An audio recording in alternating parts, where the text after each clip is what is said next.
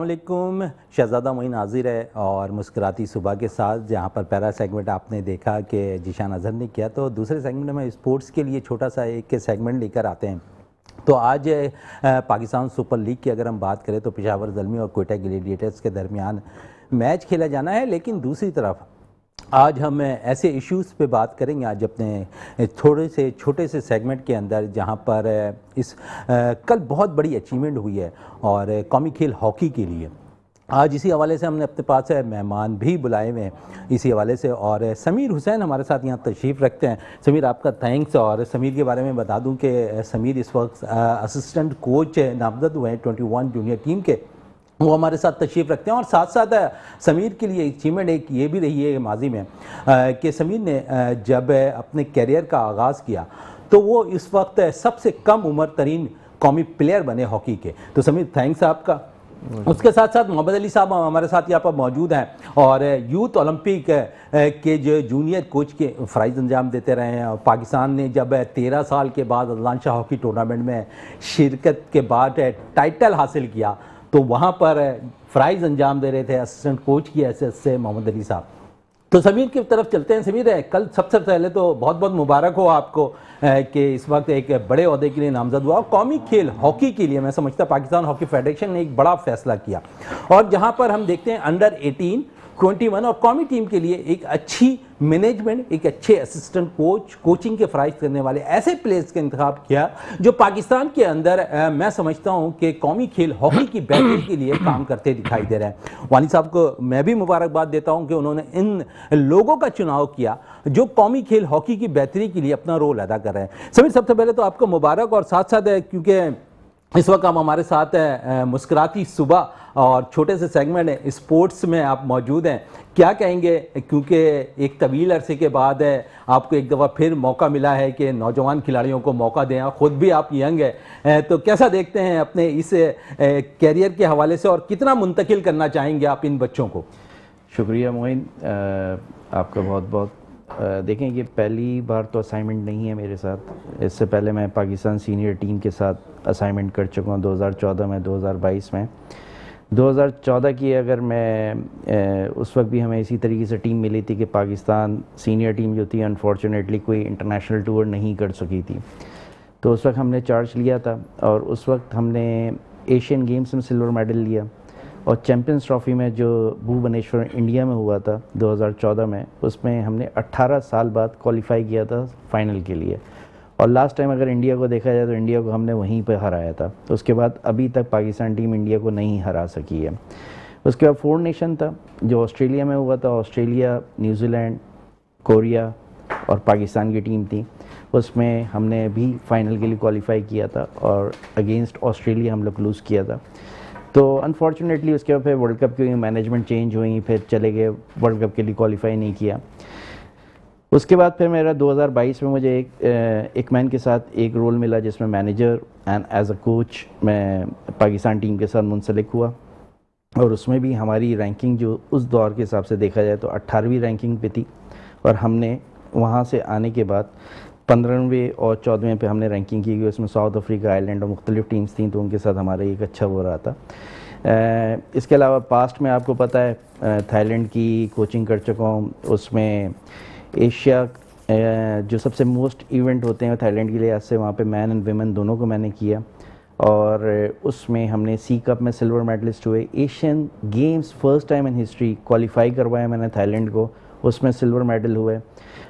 Asian indoor cup जो था उसमें हम सिल्वर मेडल हुए। तो अल्हम्दुलिल्लाह पास्ट में ये मेरी फतूहात रही हैं। और जिस तरीके से आपने कहा कम उम्र प्लेयर रहे पाकिस्तान में, कम उम्र ओलंपियन हुआ था 2000 ओलंपिक्स में, मिलेनियम जो ओलंपिक्स और हिस्ट्री में सिडनी ओलंपिक्स में। तो बहरहाल ये एक छोटा सा कैरियर है।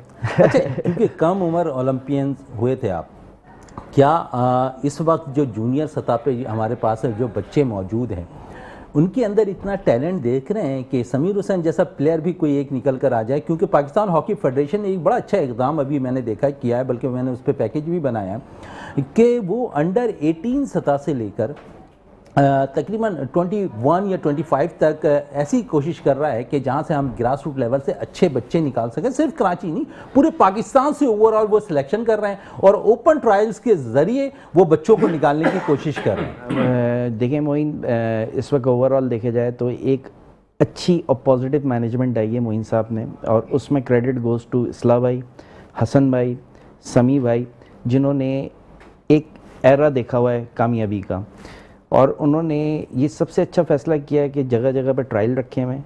क्योंकि आपको पता है कि कोई आजकल बच्चों के पास रोज़गार नहीं है, इकनॉमिकली हम वैसे ही बहुत बुरी हालत में हैं, ट्रैवलिंग अलाउंसेस आपको नहीं मिल रहे होते हैं, डिफरेंट चीज़ें हैं। तो उन्होंने ये अच्छा किया कि मुख्तलिफ जगहों पे ट्रायल्स रखे हुए हैं। और अभी आप ये देखें कि खैर अब इसको अली भाई भी बताएंगे कि हमारे और दौर में मैं और ये अगर पोजीशन एक ही होती थी राइट इन राइट आउट के लिहाज से, तो अगर हम ऊपर देखते थे तो स्टेडियम तक ऊपर तक ही राइट इन राइट आउट जो होते थे 50-60 बैठे हुए होते थे। और आज अगर देखा जाए तो बड़े अफसोस के साथ कहना पड़ता है कि सिंध और बलूचिस्तान के अभी ये ट्रायल हुए हैं, तो उसमें से बलूचिस्तान और मिला के जो है 60 लड़के कराची में ट्रायल देने के लिए हैं। तो ये एक बहुत बड़ा सवाल या निशान है कि पास्ट में जो फेडरेशन गई हैं या पास्ट में जो एसोसिएशंस हैं वो क्या काम कर रही हैं, या तो सिर्फ फेसबुक तक चल रही हैं, सोशल मीडिया पर चल रही हैं।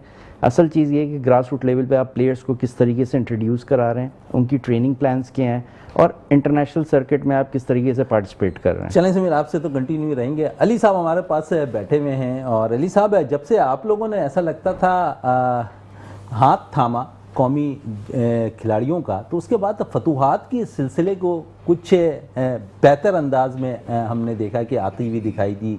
और एक तवील अरसे के बाद 13 अब या 12 साल के बाद हमने अदलान शाह हॉकी टूर्नामेंट में जो है टाइटल यहाँ पर मेडल हासिल किया। तो कितना टैलेंट, मैं यही पूछूंगा आपसे भी कि कितना टैलेंट पाकिस्तान में मौजूद है, क्या उस टैलेंट को हम अचीव कर रहे हैं या आज भी हम सिफारशी प्लेयर को कमिटी में जगह दे रहे हैं? पहले तो मोइन भाई बहुत बहुत शुक्रिया कि आपने इनवाइट किया, और आपको भी न्यू चैनल्स बहुत बहुत मुबारक हो। जहाँ तक आपने बात करी पास्ट में, देखिए पास्ट में जो फेडरेशंस थी और उनके होते हुए जो रैंकिंग थी हमारी 18वें नंबर पे थी। उसके बाद दूसरी फेडरेशन आई, बुक्टी साहब आए, राना मुजाहिद साहब आए, उन्होंने मेहनत की और टीम को इस मुकाम तक पहुंचाया कि वो वर्ल्ड कप के लिए क्वालिफाई कर गए। अब हम डायरेक्ट वर्ल्ड कप खेलने जाएंगे। दूसरा ये है कि पाकिस्तान को मज़ीद मेहनत करने की ज़रूरत है इस सेंस में कि अभी हमने जो मैचेस खेले प्रो लीग के और जो हमने क्वालिफाई राउंड में जो परफॉर्मेंस दी है, उसके बरक्स जो हम वर्ल्ड कप के लिए जाएंगे वो पूल हमारा बहुत टफ़ है, उस पर बेहतर से बेहतर परफॉर्मेंस देनी होगी। अब जो नई मैनेजमेंट आई है, मोइनुद्दीन वानी साहब आई हैं, जैसे समीर ने बताया कि हमारे लेजेंड जिनको हम मॉडल रोल्स कहते थे, जो हमारे उस्तादों में से हैं, इस्लाउद्दीन साहब हैं, हसन सरदार साहब हैं, समीउल्लाह साहब हैं, और ये तीनों मेरी डिपार्टमेंट से कस्टम से बिलोंग करते हैं। तो मैं ख़ुद कस्टम से मेरा वास्ता है, तो मैंने तो उनके ग्रास रूट से मैंने उनके साथ मतलब खेल अपने आप को शो किया है, और उन्होंने अल्लाह का शुक्र है मुझे इसी खेल की वजह से मुझे अपॉइंटमेंट भी दी है। जहाँ तक हॉकी का जवाल की बात है, मैं आपको बताऊं कि हमारे प्लेयरों को इंसेंटिव नहीं मिल रहा। अगर इंसेंटिव हमें मिले, जब हम लोग खेलते थे तो सारे डिपार्टमेंट हमें लेटर यूं देते थे कि आप हमारे पास आ जाएं, हम हमारे पास आ जाएं। अब बच्चों के पास नौकरियां नहीं है, लेकिन वानी साहब ने एक बहुत अच्छा एक टीम तश्कील दी है, जो आपको भी पता है पूरे पाकिस्तान में वो काम कर रहे हैं। इस्लाम भाई की मिसाल ले लें, हसन सरदार साहब की मिसाल ले लें, वो जगह जगह ट्रायल उन्होंने ऑर्गेनाइज कराए। उन्होंने वानी साहब ने बोला कि टेक्निकल चीज़ें इस्लाम साहब और हसन सरदार साहब देखेंगे, बाकी जो मेजर जो प्रॉब्लम्स हैं, जैसे कि आपकी ट्रैवलिंग है, आपकी डेली अनाउंसेस है, आपका आने जाने का जो प्रॉब्लम्स है वो लोग मैनेज करेंगे। ये बहुत अरसे बाद एक मिनट, क्योंकि मैं सिर्फ जी आपने डेली अनाउंस की बात की, तो पैसा तो आज भी नहीं नज़र आ रहा है ना। तो आप देखें कि इस वक्त पाकिस्तान क्रिकेट बोर्ड के सरबराह मोहसिन नकवी ने पिछले दिनों जिस तरह ऐलानात किए, उन्होंने टीम को ट्रैवल करवाया, तो यहाँ तो मसाइल आज भी मौजूद हैं। देखिए मुन में उसकी वजह यह है कि जब हम लोग ट्रैवलिंग करते थे ना, तो TADA जिस मुल्क में जहाँ टूर्नामेंट्स होता था ना, तो वो लोग सारा इंतजाम करते थे। जब आप लोग खेला करते थे तो उस वक्त क्वालिफाइंग राउंड तो आप लोगों की नजर में क्वालिफाई राउंड तो जहनों में नहीं हुआ करता था कि आप लोगों के क्वालिफाइंग राउंड होता क्या है। क्वालिफाई राउंड की बात नहीं कर रहा मैं, वो चीज़ बता रहा हूँ आपको कि जब हम ट्रैवलिंग करते थे ना, तो जो टीम टूर्नामेंट्स कराती थी, जो कंट्री टूर्नामेंट्स कराती थी, वो सारी चीज़ें अपने पास से करती थी। 2000 के बाद ये चीज़ चेंज हुई है। 2000 के बाद आप जो भी टूर्नामेंट्स खेलने जाओगे वो आपने अपने ही खर्चे से जाना है, और एक टूर आपको पता है 3 से 4 करोड़ रुपए का खर्चा आता है। तो लाजिम बात है कि जब फेडरेशन के पास पैसा नहीं होगा, जब गवर्नमेंट ऑफ पाकिस्तान आपको पैसा नहीं देंगी, आपको इंसेंटिव नहीं देगी, फेडरेशन देखें हॉकी जो भी स्पोर्ट्स होता है वो जीत के साथ होता है। देखें पहले हमारे जो लेजेंड थे, मैं भी 90s में माशाल्लाह हम भी विक्ट्री स्ट्रेट में रहे हैं, जब जितनी भी हॉकी खेली है बड़े बोल से तोबा। लेकिन उस पर क्या होता था कि आपके पास स्पॉन्सर आते थे। अब क्या है, आपके पास स्पॉन्सर नहीं है। उसकी वजह यह है कि आपके पास जीत नहीं है। जब तक आप जीतेंगे तो स्पॉन्सर भी आएंगे। और जहाँ तक आपकी टीम की परफॉर्मेंस का ताल्लुक है, वो परफॉर्मेंस यही है कि जो नई मैनेजमेंट आई है, मैं समझता हूँ कि एक्सपीरियंस मैनेजमेंट को रखा है। जैसे समीर ने अपना तारुफ खुद कराते हुए सारी चीज़ें बताई हैं, और मेरे ख्याल उसको बताने की ज़रूरत भी नहीं थी। पूरे पाकिस्तान को पता है, पूरे वर्ल्ड को पता है कि समीर हुसैन ने कौन कौन सी चीज़ें अचीव करी हैं। आप पुराने अगर प्लेयरों को उठा लें, 84 वालों को उठा लें, अब देखें ना मंजूरुल हसन कितना बड़ा नाम है। मंजूरुल हसन को रखा है इन्होंने चीफ कोच सीनियर टीम का, अयाज महमूद को रखा है, ठीक है ना, कमर इब्राहिम को रखा है। तो ये उन तीनों को चीफ कोच रखे, इनके नीचे पैनल दिया असिस्टेंट कोचों को। तो मैं ये समझता हूँ कि अगर ये प्रॉपर वे में और ये पूरे पाकिस्तान से अच्छे लड़के निकाल लेंगे तो मैं समझता हूँ अंडर 18, 21 और सीनियर टीम में अभी हाल ही में हमने वर्ल्ड कप के लिए जाना है, उसका कैंप भी लगना है इंशाल्लाह ताला। तो मैं समझता हूँ कि और मज़ीद हमें लड़के मिलना शुरू हो जाएंगे। चलें, मिलना शुरू हो जाएंगे। समीर, क्योंकि आप जिस दौर में, अली साहब जिस दौर में खेला करते थे, उस वक्त डिपार्टमेंट बड़े उरूज पे हुआ करते थे। आप समझते हैं कि डिपार्टमेंट के ना होने से मैं समझता हूँ शायद हॉकी भी जवाल का शिकार हुई? जी बिल्कुल। अगर मैं पास्ट में जाऊँ तो हम जब 2000 ओलंपिक खेलने जा रहे थे तो मैं, सोहेल अब्बास, काशिफ जवाद, वसीम अहमद, हम वो प्लेयर्स थे जिनके पास कॉन्ट्रैक्ट भी नहीं थे। और अली भाई के साथ ही हम खेलते थे। इनको भी पता है कि कस्टम में लास्ट अपॉइंटमेंट हुए थे इन्हीं के दौर में हुए थे। हम लोग की फ़ाइल जाती थी, वापस आ जाती थी। उसके बाद फिर हम लोग वर्ल्ड कप क्वालिफाइंग राउंड जीत के आए, तो उस वक्त मुशर्रफ साहब ने हमें बुलाया। तो उनके साथ जो एडीसी थे उनको बोला कि भाई इन लड़कों के आप मुलाजमात का हल करें। तो उसके बाद हमें मुश्किल हबीब बैंक में 4 टेस्ट प्लेयर थे हमारे साथ और 4 हम ओलंपियन थे। उसमें शाहिद अफरीदी, यूनुस खान, अतीक उज़मा, फरहान आदिल ये प्लेयर थे जो वहाँ पे उनके कॉन्ट्रैक्ट हुए। इसी तरीके से यूनुस खान थे और मैं, सोहेल अब्बास, हम लोगों का, रकीब सर ने हम लोगों को कॉन्ट्रैक्ट दिए। उसके बाद हम सीनियर चैम्पियनशिप हम जीते और उसमें हमारे फाइनल में आए थे। तो हम लोग उसमें हमारे ज़फ़रुल्लाह खान जमाली साहब उस टाइम पे प्राइम मिनिस्टर थे। उन्होंने वादा किया, अगले दिन अखबार में बड़ी बड़ी हेडिंग आई कि तमाम स्पोर्ट्समैन्स को परमानेंट जॉब दी जाएंगी, वो भी नहीं दी गई।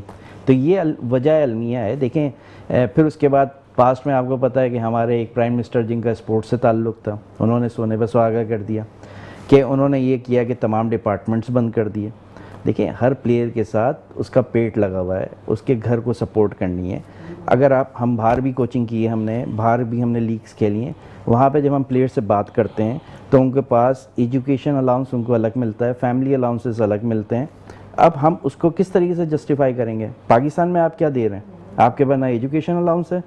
इससे पहले आपको NAD मुख्तलिफ यूनिवर्सिटीज़ में आप उसमें आपको स्कॉलरशिप्स मिलती थी जो ख़त्म हो गई हैं। लेकिन अभी मैं क्रेडिट दूंगा सर सैयद यूनिवर्सिटी को, जिसमें अकबर अली ख़ान साहब जो हमारे चांसलर साहब हैं, उन्होंने डिफरेंट प्लेयर्स को स्कॉलरशिप्स देनी शुरू की हैं, जिसमें अभी हमारे साथ बेक हैं, अरूबा हैं, क्रिकेटर हैं, अरूब शाह हैं, और इसी तरीके से उमना हैं जो हॉकी की प्लेयर हैं।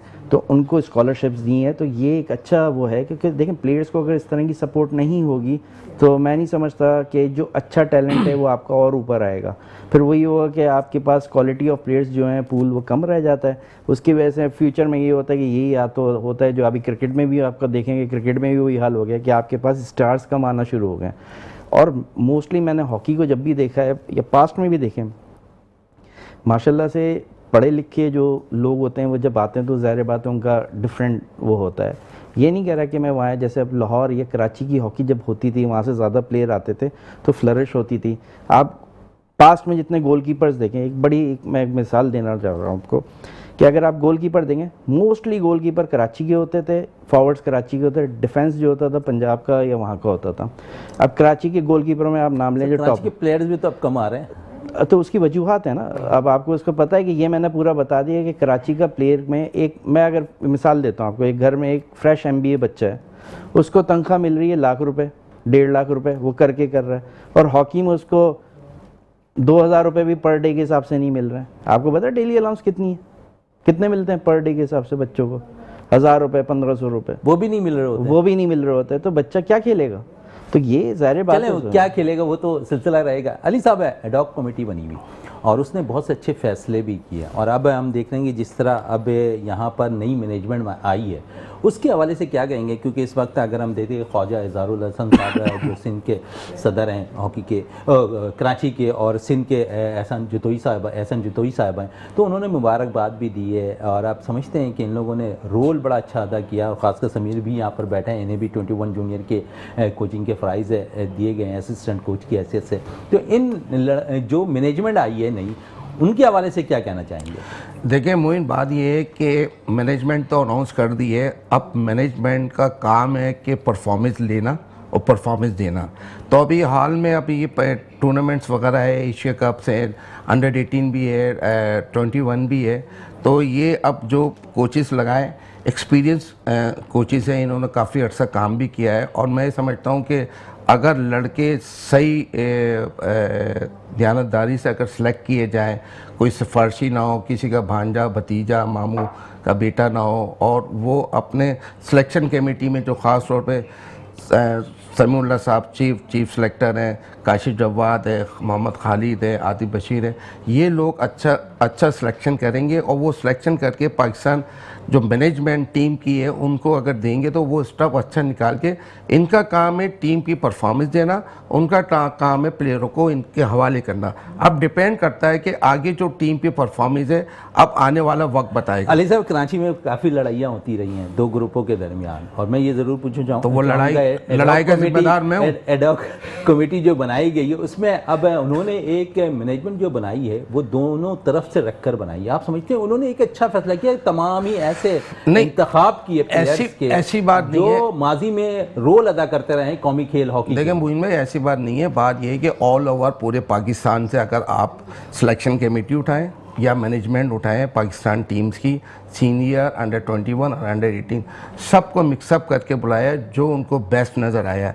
ये नहीं है कि किसी ने सिफारिश करी कि ये मेरा लड़का रख लो, ये मेरा मैनेजर रख लो, ये मेरा सेलेक्टर रख लो। मैं समझता हूँ कि इस्लाउद्दीन साहब ने और हसन सरदार ने बहुत अच्छे फैसले किए हैं। वानी साहब ने बोला कि हम इसमें इंटरफेरेंस नहीं करेंगे, आप जो बेहतर समझते हैं वो आप टीम जो को बेहतर लेके फैसला लगे। करेंगे वो सबसे ज़्यादा बेहतर होगा। और यकीनन इस वक्त ब्रेक के लिए भी कहा जा रहा है, लेकिन ब्रेक से पहले ये बता दूं ज़रूर कि आज जो मुकाबला है ना वो बड़ा तगड़ा मुकाबला है कोयटा और पेशावर का। ज़रूर देखिएगा आज का मैच स्क्रीन पर, और क्योंकि इस वक्त शायकीन क्रिकेट के लिए स्टेडियम आना मना है, लेकिन साथ साथ पाकिस्तान सुपर लीग में बड़े दिलचस्प मैचेस भी जा रहे हैं। इस वक्त मुझे ब्रेक के लिए भी कहा जा रहा है और छोटा सा सेगमेंट भी इख्तिताम पजीर होता है।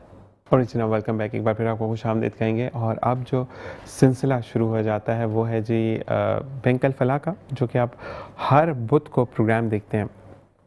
बैंकिंग अवेयरनेस की बात हो दुनिया में, हम ज़िंदगी में कैसे दुनिया और दीन को साथ लेकर चलते हैं, दुनिया में हम कैसे चीज़ों को एकोमोडेट करते हैं। तो इस प्रोजेक्ट के डायरेक्टर, मजहबी स्कॉलर, मशहूर व मारूफ शख्सियत, सदारती अवार्ड याफ्ता, और साथ साथ मैं ये ज़रूर कहूँगा कि नात ख़्वानी में एक वो नाम जिसको हम ये कहते हैं कि ना सिर्फ नाम बल्कि एक एकेडमी, वो एकेडमी जो कि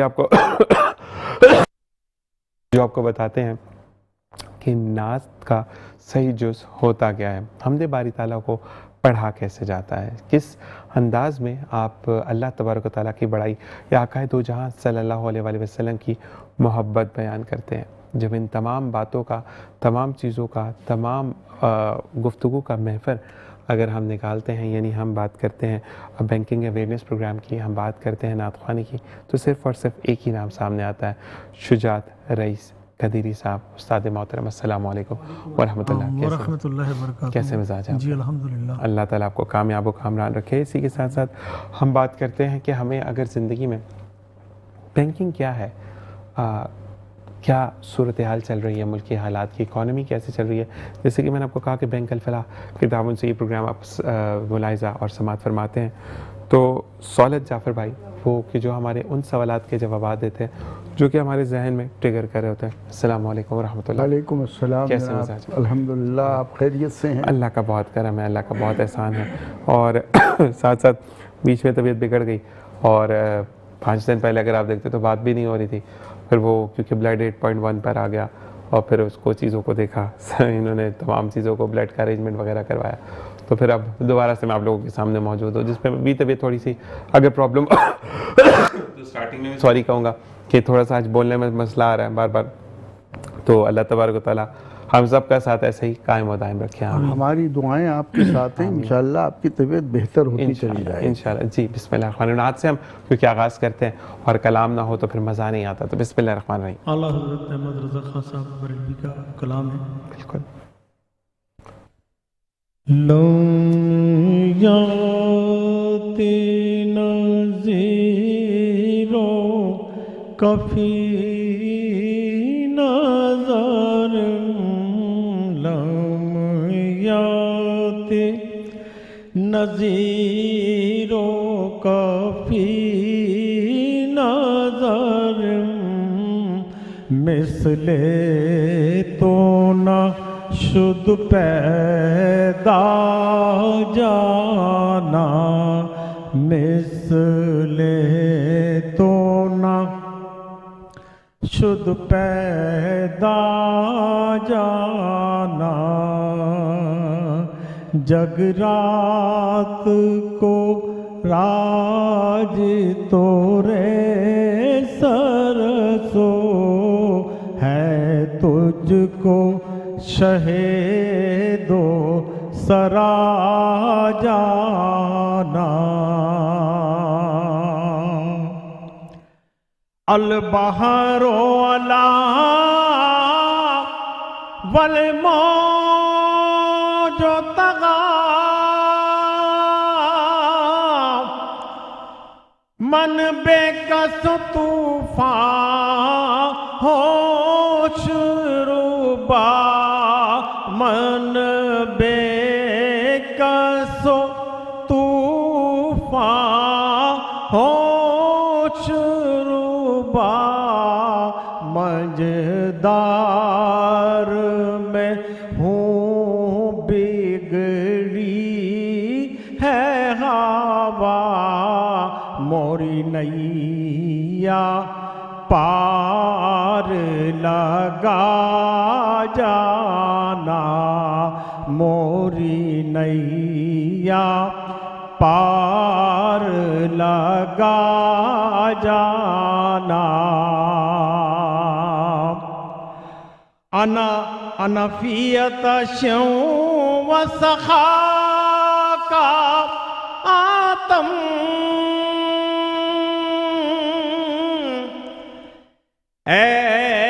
गेसुए पाके अपूरे करम, गेसुए पाके अपूरे करम, मंझदार में हूँ बिगड़ी है हवा, मोरी नैया पार लगा जाना, मोरी नैया पार लगा जाना। और बस खामाए खाम नवाए रज़ा, ना ये तर्ज मेरी ना ये रंग मेरा, ना ये तर्ज मेरी ना ये रंग मेरा, इरशादे अहेबा नातिक था, नाचारिस रा जाना नाचार इस राह पढ़ा जाना लमियाती नज़ीरो काफ़ी नज़रिन मिसले तो ना शुद्ध पैदा जाना। माशाल्लाह माशाल्लाह जी। डॉक्टर फुरकान साहब, आपकी ख़ासी वाबस्तगी है नाते रसूल मबूद सल्लल्लाहु अलैहि वसल्लम से। हम देख बारी ताला से क्या कहना चाहेंगे? उस्ताद मोहतरम जब भी पढ़ते हैं अमर कर देते हैं चीज़ों को। उस्ताद उस्ताद ही होते हैं माशाल्लाह। उनकी आवाज़ में जो एक गरज है, माशाल्लाह, एक सोज है, तो हम तो सुनते रहें इनको, और ये पढ़ते रहे और हम सुनते रहें। ये वो वाली आवाज़ है कि समटाइम ऐसा होता है साल भाई कि कोई भी चीज़ आप सुनते हैं किसी के अल्फाज में, वाहिद एक कुरान पाक है जो कि आप सुनते चले जाते हैं, दिल नहीं भरता। तो वो कहते हैं ना कि तशनगी रह जाती है, ख़त्म क्यों हुआ, क्यों किसी ने पढ़ना बंद कर दिया। और उस्ताद मोहतरम की भी आवाज़ ऐसी है कि अगर ये यक के बाद दीगर नात हो या हम दो पढ़ते चले जाएं और सब चुप करके मदन गोश होकर सुने, इनकी आवाज़ में वो जादू है माशाल्लाह। अल्लाह का करम है। आज इनकी तबीयत नासाज है, उस पे ये आलम है। माशाल्लाह माशाल्लाह।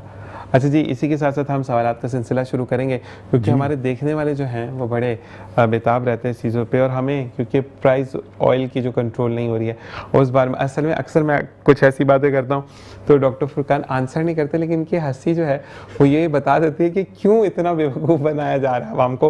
अच्छा जी, ऑयल की प्राइस जो है वो 12 रुपये कम कर दी गई, जो कि एक्सपेक्टेड थी 40 या 50 रुपीज़ कम करना। अच्छा, उसके ऊपर मोटरसाइकिलों वालों के लिए कोई सब्सिडी भी दी है, 2-2 हज़ार रुपये कुछ लोगों को मिले भी हैं। क्या क्या समझते हैं आप, लॉलीपॉप अच्छा है 2000 का या नहीं? देखिए, ऑयल की प्राइस पेट्रोल की 12 रुपये कम हुई, और उसके मुकाबले में जो डीज़ल है उसकी बहुत ज़्यादा कम की गई है।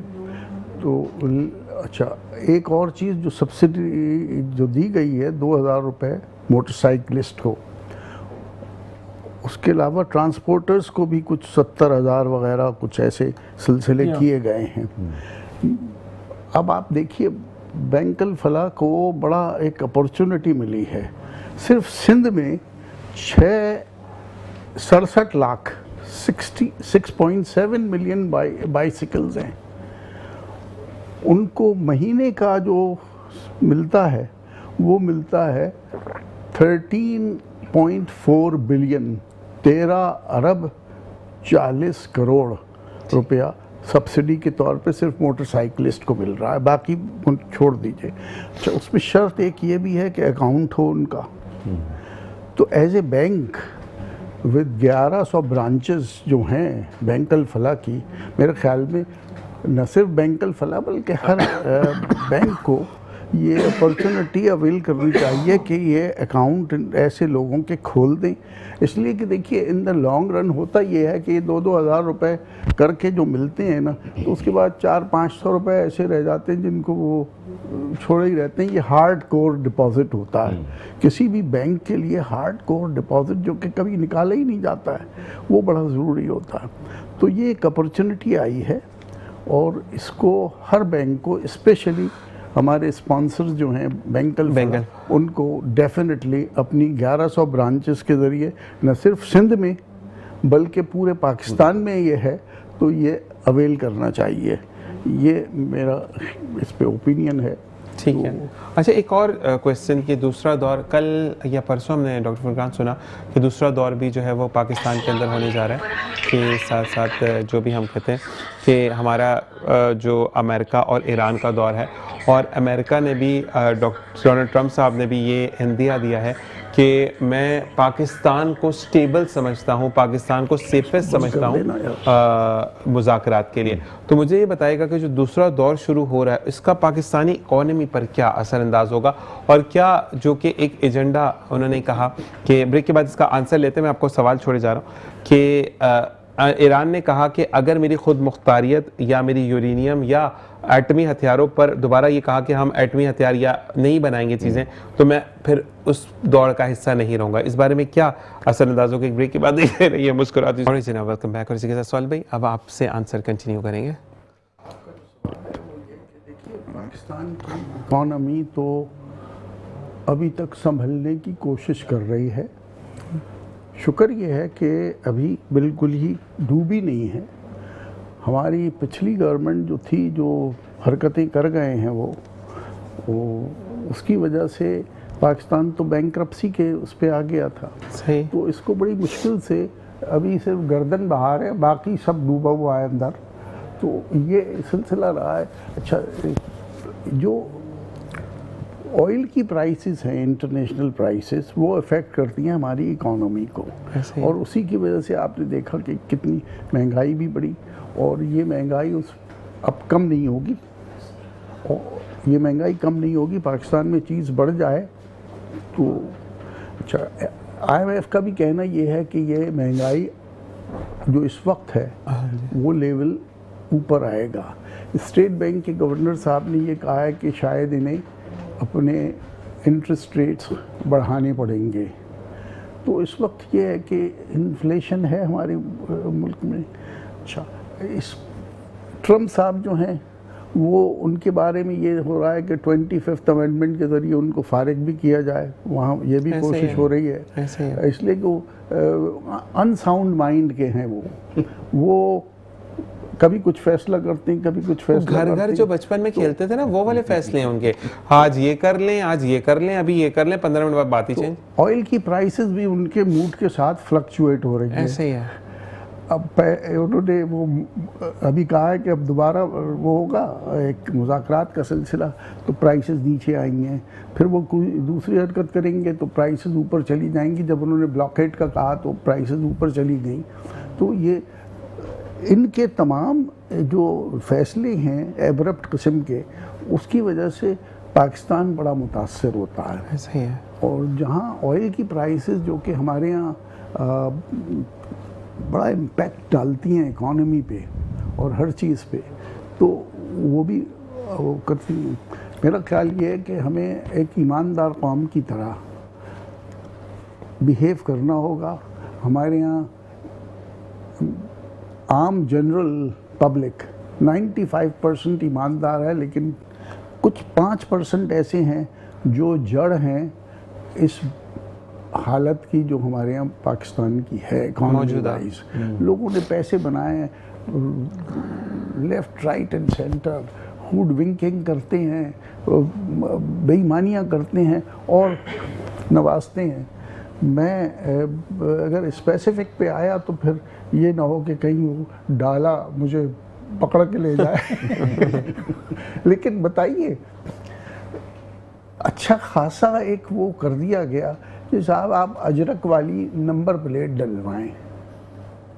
मैंने 2650 रुपये दिए उसके। मेरी नंबर प्लेट जेन्युइन मेरे पास थी, लेकिन मुझे बदलवानी पड़ी इसलिए कि कहीं सड़क पे ना रोका जाऊं। ऐसा ही है। अच्छा, अभी इंश्योरेंस का भी एक लगाया है इन्होंने, और ये सब एक ही साहब के कहने पे हो रहा है। उनका नाम मैं नहीं लूँगा। नहीं लीजिएगा ज़्यादा, मतलब है ना। वो देखिए ना, ये अच्छा फिर होता ये है कि फिर ये चीज़ें दे दी जाती हैं ऐसे लोगों के हाथ में जो उससे पैसा बनाते हैं, और उस पैसे का क्या होता है मुझे नहीं मालूम। लेकिन ये कि ये बेईमानियाँ जो है ना, ये रुकनी चाहिए। हमें एज ए कौम की भलाई के लिए, आवाम की भलाई के लिए सोचना चाहिए, वरना क्या होता है। बांग्लादेश में क्या हुआ, तो ये ऐसी चीज़ें होंगी। इकॉनमी जहाँ तक हमारी है वो एक्सपेक्ट कर रहे हैं कि 4.2% ग्रोथ होगी, लेकिन मेरा ख्याल नहीं है कि हम 3% ग्रोथ भी इस दफ़ा करेंगे। सवाल आपके लिए है डॉक्टर साहब, एक सवाल आपके लिए आया, फिर मैं दोनों से सवाल करता हूँ। FBR सिर्फ गरीब के लिए क्यों है? जब अमीर इतना पैसा फ़ंड ट्रांसफ़र करता है, फ़ंड लेकर जाता है, तो उस पर तो FBR कोई एक्शन नहीं लेता, लेकिन गरीब अगर 1.5-2 लाख रुपए भी अकाउंट में रख ले तो FBR का नोटिस आ जाता है। क्यों? मेरा ख्याल है FBR के नोटिस सबको आते हैं। अच्छा, मुझे तो खैर नहीं पता इस पर, लेकिन ये कि FBR के लिए उन्होंने लिखा है। और जलील अहमद ख़ान हैं जो कि लियारी से हैं, उन्होंने कहा कि मेरे घर पे मसला ये है कि मैंने छत डलवानी है, और मुझे लोगों ने कहा, मेरे जो दोस्त अहबाब हैं सब ने मदद की कि हम डलवाएंगे। तकरीबन 9 लाख रुपए की छत डल रही है, 2 लाख रुपए मेरे अकाउंट में और मुझे नोटिस आ गया। तो दिस नहीं, तो वो टैक्स रजिस्टर्ड है। हाँ, ये मुझे पूछना पड़ेगा। हाँ, ये मुझे ज़रा बताइएगा अगर वो कि एनटीएन आप होल्डर टैक्स नहीं है और फिर उनके पास नोटिस आया तो वो एनटीएन होल्डर को नहीं आएगा। एनटीएन होल्डर को नहीं आएगा, लेकिन एनटीएन नेट टैक्स नेट में लाना है। जैसे अभी आपने अल फलाह की बात की, अल फलाह की नहीं बल्कि जनरल बात की कि वो सबके अकाउंट होने चाहिए, उनको मिलेंगे, तो अल्टीमेटली अगले साल वो मजबूर हो जाएंगे टैक्स नेट में आने को। ऐसा ही है। बिल्कुल सही है, आना चाहिए हमें, आना चाहिए, ईमानदार टैक्स कौम नेट की में तरह आना चाहिए। लेकिन मसला FBR में भी तो ये आपके है, असासे जो है नहीं, वो निशान, गैर मसला महफूज ये है है ना। कि उसकी जो टैक्स देने को तैयार है, सब दे रहे हैं, बल्कि आप किस चीज़ पे नहीं दे रहे, जबरन लिया जा रहा है टैक्स। ऐसा ही हर है। चीज़ जो आप खरीदते हैं टैक्स दे रहे हैं, वो कहाँ यूटिलाइज हो रहा है? वो पब्लिक के लिए अगर यूटिलाइज हो तो पब्लिक खुश रहेगी। पब्लिक तो Exactly. देखिए दुनिया भर में फ्रंट पेज अखबार का इकोनॉमी पे होता है, इकोनॉमिस्ट होता है, ऐसा ही है। आपकी मईशत से मुताल्लिक होता है, सियासी खबरें नहीं होती, अंदर होती हैं। ऐसा ही है, बिल्कुल ये चीज़ है। अच्छा जी, एक आपसे सवाल, फिर उसके बाद हम आएंगे मौजू की तरफ उस्ताद मोहतरम की, कि पाकिस्तान का पासपोर्ट को लोग कह रहे हैं कि ग्लोबली हम बहुत ज़्यादा ऊपर चले गए। Is this true? इस मुज़ाकरात के बाद मैं बाहर बहुत अरसे रहा हूँ, बहुत से मुल्कों में मेरा आना जाना रहा है, ऐसे मुल्कों में भी जहाँ मैं रेजिडेंट परमिट के साथ रहता था, तो अगर मैं वहाँ से बाहर आता था पाकिस्तान और वापस जाता था तो I was subjected to investigation कि भाई पहले हम क्लियरेंस देखेंगे। और मेरी झगड़े होते थे इमिग्रेशन में कि भाई मेरा रेजिडेंस परमिट यहाँ का है यार, मैं गया था वापस आ रहा हूँ, तो अब तुम तहकीकात करोगे। तो ये पाकिस्तान की reputation because of the drugs खराब but because थी। of not only for Pakistani but on the Afghani people as well, those who having a Pakistani passport, they make the image down of Pakistani passport. That is the main cause. देखिए, Pakistani passport अगर हासिल कर लिया तो वो पाकिस्तान की बदनामी होगी ना। ऐसे ही है। एक NWFP के एक गवर्नर थे ज़िया साहब के ज़माने में, वो अपनी निगरानी में सही सारे काम कराया करते थे जी, ये पता है आपको, ये भी होता था। तो ये हमें मिन हैसल कौम, हमें ईमानदारी को वो करना होगा। रह गई FBR की बात, ये उन्होंने फरमाया कि जनाब वो FBR के नोटिस तो सबको आते हैं। मैं छोटा सा एक बता दूं, FBR में भी ये तैयार बैठे होते हैं कि कोई ज़रा सा वो हो। मुझे मेरी मरहुमा बहन ने एक घर गिफ्ट कर दिया बिफोर शी पास्ट अवे। मैंने ईमानदारी से उसको अपने उसमें रिटर्न में डाल दिया कि घर है भाई इतने का, और उतना ही मैंने लाइबिलिटी साइड पे डाल दिया कि बैलेंस हो जाए। मेरे पास नोटिस आ गया 25 लाख रुपए दे दीजिए। ऐसा ही है। और मुझे एक एक्स एम्प्लॉई ऑफ FBR जो कि कंसल्टेंट बन गए थे, उन्होंने मुझसे पैसे लिए, इतने इसको जाएंगे, इतने इसको जाएंगे। मैं 4-5 साल तक उनको लिख लिख के बताता रहा। फिर एक बंदा ईमानदार मिला था, मैं उसका नाम भूल गया हूँ, उसने मुझे बुलाया, कहने लगा आप ये लिख के दे दीजिए कि ये बहन का घर था, उसने आपको दिया था। मैंने लिख के दे दिया, तो वो मामला सेटल हुआ, लेकिन उसमें मुझे 1 लाख रुपए खर्चा हुआ। ये इस किस्म की बातें यानी समझ में नहीं आता है कि हल मिन मज़ीद वाली बात जो है ना, हर इंसान ने ये पकड़ ली है, स्पेशल कस्टम्स, FBR और FIA और कितने डिपार्टमेंट गिनवाएंगे? वही वाली चीज़ के डिपार्टमेंट हम करते हैं ना, कहाँ है वो कहते हैं कि जितनी भी चीज़ें अल्लाह ताला बेहतरी की तरफ है। जी उस्ताद मतलब आपकी तरफ आते हैं, और क्या टॉपिक है जिस पर हम आज बात करें? औज़ु बिल्लाहि मिनश्शैतानिर्रजीम बिस्मिल्लाहिर्रहमानिर्रहीम इन्नल्लाह व मलाइकतहु युसल्लूना अलन नबी या अय्युहल्लज़ीना आमनू सल्लु अलैहि व सल्लिमु तस्लीमा अल्लाहुम्मा सल्लि अला सय्यिदिना मौलाना मुहम्मदिन बिअददिल शाम मालूम मिल्लका रब्बि अरनी बेजमालिका या रसूलुल्लाह या रसूलुल्लाह या रसूलुल्लाह सल्लल्लाहु अलैहि वसल्लम। अल्लाह ताला हमारे हाजी हनीफ तैयब साहब को उम्र दराज अता फरमाए, सेहत कामला के साथ। उनका बहुत बड़ा हिस्सा है पाकिस्तान की सालमियत में, और दर हकीकत अगर मैंने सोशल वर्क में देखा है तो हाजी हनीफ तैयब साहब को मिशले रहा है। मशले रहा।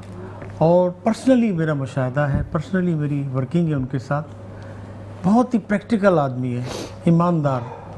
आप देख लें गुलशन इकबाल जैसे महंगे इलाके के अंदर इतना सस्ता हॉस्पिटल खोलना, जहाँ की बेहतरीन प्रोजेक्ट। 100 रुपये की दवा आपको 100 रुपये में दवा भी मिल रही है। दवा नहीं मिल रही, चेकअप किया जा रहा है, जो कि आजकल चेकअप की फ़ीस 5,000 रुपये है। नहीं जो नॉर्मल वो फीस है। हाँ जी।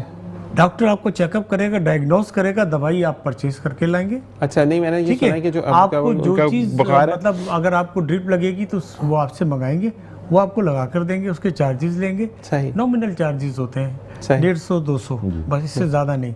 आप किसी हॉस्पिटल में चले जाएं, इल्ला माशाल्लाह आपको अगर लिटा दिया बिस्तर पे तो शाम को आपको 10,000 रुपये देकर घर जाना पड़ेगा। ऐसे। तो कम से कम इस पुरफितन दौर में ऐसी महंगी जगह पर उन्होंने हॉस्पिटल खोला है, अल-मुस्तफ़ा के नाम से, वेलफेयर के नाम से।